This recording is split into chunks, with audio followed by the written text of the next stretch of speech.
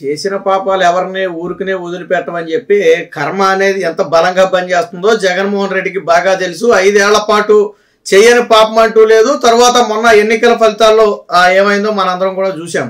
తాజాగా జోగి రమేష్, మాజీ మంత్రి అయినటువంటి జోగి రమేష్ కొడుకు రాజీవ్నైతే కొద్దిసేపటి క్రితం సిఐడి అధికారులు అయితే అరెస్ట్ చేయడం జరిగింది. దీంతో ఒక్కసారిగా అక్కడ మొత్తం కూడా హైటెన్షన్ వాతావరణం నెలకొందని చెప్పొచ్చు. ఎందుకు అరెస్టు చేశారు అంటే అగ్రిగోల్డ్ భూముల స్కామ్ వెనకాల ప్రధాన సూత్రధారి పాత్రధారి జోగి రమేష్ కొడుకు రాజు నాడు తండ్రి అధికారాన్ని అడ్డం పెట్టుకుని అగ్రిగోల్డ్ భూములు, అది కూడా సిఐడి ఆధీనంలో ఉన్నటువంటి అగ్రిగోల్డ్ భూములను కొంతమంది రెవెన్యూ అధికారులు, రిజిస్ట్రేషన్ అధికారుల సహకారంతో దర్జాగా కొట్టేశారు. దాని విలువ 10 కోట్లకు పైనే ఉంటుందనేది ఇప్పుడు అగ్రిగోల్డ్ సంస్థ వాళ్ళు చెప్తున్నటువంటి మాట. పైగా దొడ్డిదారిన దాన్ని వేరొకరికి అమ్మేశారు. అంటే వీళ్ళు కొనుగోలు చేసేయటమే కాకుండా దాన్ని వేరొకరికి అమ్మేశారు. 7 వ్యక్తులకు అమ్మేస్తే తరువాత తీరా కొన్న తర్వాత తెలిసింది అవి సిఐడి అటాచ్మెంట్ లో ఉన్నటువంటి భూములు తమకు అమ్మారు అని. దీంతో వాళ్ళు పోలీస్ స్టేషన్ లో ఫిర్యాదు చేయడంతో రంగంలో దిగి అసలు విచారణ చేస్తే కూపి అంతా బయటపడింది. ఈ రోజు ఉదయమే దాదాపుగా 15 మంది సిఐడి అధికారుల బృందం జోగి రమేష్ ఇంట్లో అయితే సోదా చేయడానికి వెళ్ళింది. ఇదే సమయంలో కొన్ని కీలక పత్రాలను కూడా సిఐడి అధికారులు స్వాధీనం చేసుకున్నారు. జోగి రమేష్ కొడుకు రాజీవ్ పాత్ర ఉంది అని కన్ఫర్మ్ చేసుకున్న తరువాత రాజీవ్ని అయితే అదుపులోకి తీసుకోవడం జరిగింది. దీంతో పాపం జోగి రమేష్ గొండుమూరలు పెట్టే పరిస్థితి. ఇప్పుడు నీతి శుద్ధులు చెప్తున్నాడు. ఏమని?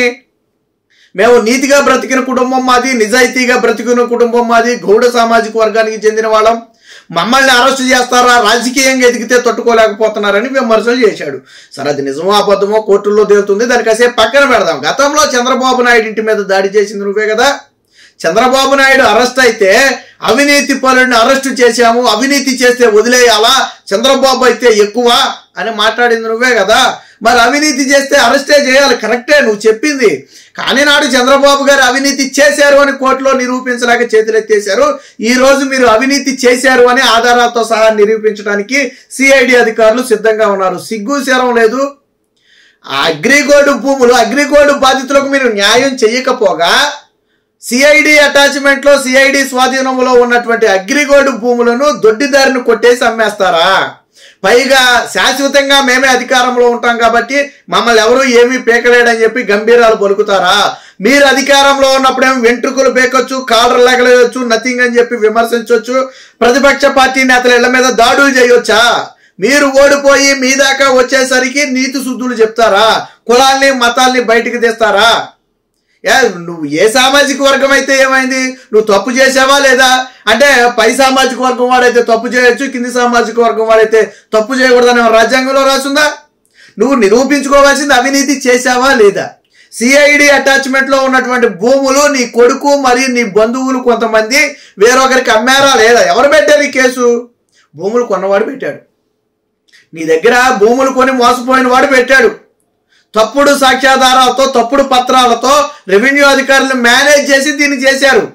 దీంట్లో అనేక మంది పాత్ర కూడా ఉంది. కేవలం జోగి రమేష్ ఒక్కడే తలుచుకుంటే మంత్రి అంత అయినంత మాత్రం జోగి రమేష్ ఒక్కడే చేశాడంటే అవదు. దీని వెనక అనేక మంది రెవెన్యూ అధికారుల పాత్ర కూడా ఉంది. ఆ రోజు మొత్తం ముగ్గురు రెవెన్యూ అధికారుల సిబ్బంది మీద వేటు వేయటమే కాకుండా దీనికి సిఫారసు కూడా చేయడం జరిగింది. అప్పుడు డిప్యూటీ తహసీల్దార్ గా ఉన్నటువంటి విజయ్ కుమార్, మండల సర్వేర్ గా ఉన్నటువంటి రమేష్, గ్రామ సర్వేరు దేదీప్య, వీళ్ళంతా కలిసి నాడు జోగి రమేష్ అధికారానికి భయపడో, తలంచో, లేదా వీళ్ళకి అందాల్సిన వీళ్ళకి అందితేనో వీళ్ళందరూ కలిసి జోగి రమేష్ చెప్పినట్టు తలాడిచ్చారు. ఈ రోజు ఫలితం అనుభవిస్తున్నారు. ఆ రోజు జోగి రమేష్ చెప్పినట్టు తలాడించారు కాబట్టి ఈ రోజు మీరు అనుభవించాలా. అగ్రిగోల్డ్ భూములలో దందా, మాజీ మంత్రి జోగి కుటుంబం నిర్వాకం, సిఐడి జప్తులో ఉన్న భూములపై కన్ను, జోగి బాబాయి తనయుడి పేరుతో పత్రాలు. ఎవరి పేరు మీద ఈ పత్రాలు సృష్టించారంటే, ఒకటి జోగి రమేష్ బాబాయి పేరు మీద, 2 జోగి రమేష్ కొడుకు పేరు మీద. సో మొదటగా పత్రాలు వీరిద్దరి పేరు మీదే సృష్టించారు. సర్వే నెంబర్ల డ్రామాతో స్వీయ సవరణ, అనంతరం ప్లాట్లుగా మార్చేసి విక్రయాలు, అప్పనంగా 5 కోట్లకు పైగా జేబులు, మొత్తంగా 2160 చదరపు గజాలు. వాస్తవానికి ఇది అగ్రిగోల్డ్ భూముల్ని స్వాధీనం చేశారు. ఇది కూడా విజయవాడకు సమీపంలోనే అంబాపురం అనుకుంటా. అంబాపురంలోని సర్వే నెంబర్ 87లో ఉన్నటువంటి ఈ 2160 గజాలు ఏదైతే ఉందో అది సిఐడి జప్తులో ఉంది. కానీ దీన్ని అధికారాన్ని అడ్డం పెట్టుకుని సర్వే నెంబర్లు మార్చేసి ఆ మార్చేసిన సర్వే నెంబర్లను వీళ్ళ పేరు మీద పెట్టుకున్నారు. ఈ స్కామ్ ఎలా చేశారు అనేది కూడా నేను వీడియోలో చెప్తాను. సో వాస్తవానికి జరిగింది ఇది. సో దీనికి సంబంధించినటువంటి పలు కీలక డాక్యుమెంట్లను ఈ రోజు సిఐడి అధికారులు ఎర్లీ మార్నింగ్ వాళ్ళ ఇంట్లో సోదాలు చేసినప్పుడు స్వీకరించడం జరిగింది. పత్రాలు, హార్డ్ డిస్కులతో పాటు కొంతమంది వ్యక్తులకు సంబంధించినటువంటి కీలక సమాచారానికి సంబంధించినటువంటి పత్రాలు కూడా అందులో ఉన్నాయని చెప్తున్నారు. అయితే అసలు వెళ్ళింది అగ్రిగోల్డ్ స్కామ్ కి సంబంధించి, కానీ దాని వెనక ఇంకా చాలా పత్రాలు బయటపడి అని చెప్తున్నారు. బట్ అధికారులు ఏంటి అనేది ఇప్పటి వరకు బయట పెట్టలేదు. మేబీ దీనికి మించిన స్కామ్ కు సంబంధించిన పత్రాలు ఏవైనా దొరికితే దొరుకుండొచ్చు. ఇది అదే తీగలాగితే డొంక కదిలింది అంటారు కదా, అగ్రిగోల్డ్ భూముల విషయంలో తీగలాగితే ఎక్కడెక్కడో డొంకలు కదిలే అవకాశం ఉంది. ఎందుకంటే స్వాధీనం చేసుకున్నటువంటి పత్రాల్లో అనేక అవకతవకలు ఉన్నట్టుగాను, అనేక స్కాములు చేసి స్వాధీనం చేసుకున్నటువంటి భూములు ఉన్నట్టుగాను అగ్రిగోల్డ్ అధికారులు ఎవరైతే సిఐడి అధికారులు ఉన్నారో వాళ్ళు ఒక సూచన ప్రాయ అంగీకారానికి వచ్చినట్టుగా తెలిసింది. సో దీంతో ఇదంతా కూడా ఏంటంటే ప్రభుత్వానికి నివేదిస్తారు. అక్కడ ఏమేమి దొరికినాయి, అందులో ఏమేమి విషయాలు ఉన్నాయి అనేది సిఐడి అధికారులు కూడా కొంచెం విచారణ చేయాలా. అసలు ఇవి దేనికి సంబంధించిన అనేది విచారణ చేస్తేనే కానీ వాళ్ళకు కూడా తెలియదు. సో ఎవరి రాజీవ్ పేరు మీద ఈ పత్రాలను మళ్లించారు కాబట్టి ముందుగా రాజీవ్ని అరెస్ట్ చేశారు. జోగి రమేష్ అని తప్పించుకోలేడు. జోగి రమేష్ కూడా అరెస్ట్ చేస్తారు. జోగి రమేష్ అన్న తండ్రి అధికారాన్ని అడ్డం పెట్టుకుని కొడుకు చేశాడు. మరి తండ్రి పాత్రదారుడు కదా. గతంలో జగన్మోహన్ రెడ్డి వ్యవహారం తీసుకోండి. జగన్మోహన్ రెడ్డి తన తండ్రి అధికారాన్ని అడ్డం పెట్టుకుని 43,000 కోట్లు దోచుకున్నాడని చెప్పి సిబిఐ చెప్పింది. అసలు రాజశేఖర రెడ్డి బ్రతికిలేడు. రాజశేఖర రెడ్డి బ్రతుకుంటే A1 రాజశేఖర రెడ్డి. రాజశేఖర రెడ్డి చనిపోవడం వల్ల A1 జగన్మోహన్ రెడ్డి అయ్యారు. లేకపోతే A2 జగన్మోహన్ రెడ్డి, A1 రాజశేఖర రెడ్డి. జగన్మోహన్ రెడ్డి అక్రమాస్తుల కేసులో A1 జగన్మోహన్ రెడ్డి కాదు, A1 రాజశేఖర రెడ్డి. ఆయన చనిపోయాడు కాబట్టి A1 జగన్మోహన్ రెడ్డి అయ్యాడు. అంతే తప్ప తండ్రి అధికారాన్ని అడ్డం పెట్టుకుని దోచుకుంటే వదిలేయాలని రాజ్యాంగంలో రాస్తుందా?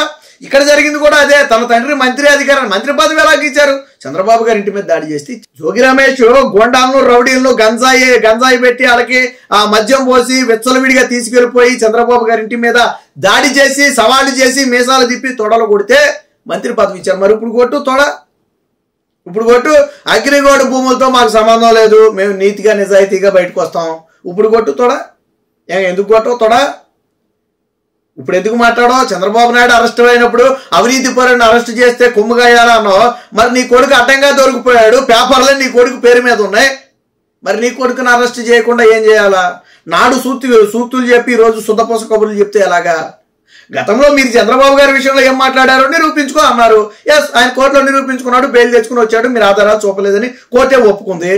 మరి నీ కొడుకుని నిరూపించుకోమను. ఆ భూములు నాయి కాదు, మా కొడుకు పేరు మీద రాలేదు, మాకు ఆ సంబంధం లేదు, కోర్టులో నిరూపించుకోమను. నిరూపించుకుని రాజులాగా బయటకు రమ్మని చెప్పు.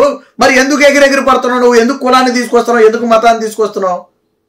నువ్వేంటో నీ రాజకీయ బతికేంటో ప్రపంచం మొత్తానికి తెలుసు. నువ్వు చంద్రబాబు గారి ఇంటి మీద దాడి చేసినప్పుడే నిన్ను కుక్కతో సమానంగా చూశారు. సో ఇప్పుడు పెద్దగా నేను ఎవడో పట్టించుకునేది లేదు. కాకపోతే మీ పాపం పండింది కాబట్టి ఈ రోజు ఇష్టం వచ్చినట్టు మాట్లాడుతున్నారు. ఏది ఏమైనా అగ్రిగోల్డ్ భూముల వ్యవహారంలో జోగి రమేష్ మెడకు ఈ ఉచ్చు చుట్టుకోవటం ఖాయం.